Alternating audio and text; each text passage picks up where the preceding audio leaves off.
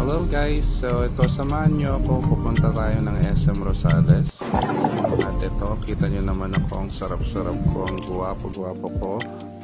At ito naman, nasa highway na tayo. Syempre, may kasamang dasal yan lagi, araw-araw. Nakita nyo naman yung peklat ko dyan guys.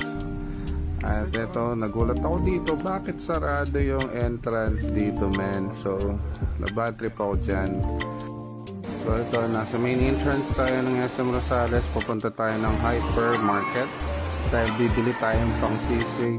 So dito nakabili na ako ng pang sisig, tenga at pisngi. At pandali, may nakita akong free taste. Ito, ginanatan natin yan men, syempre.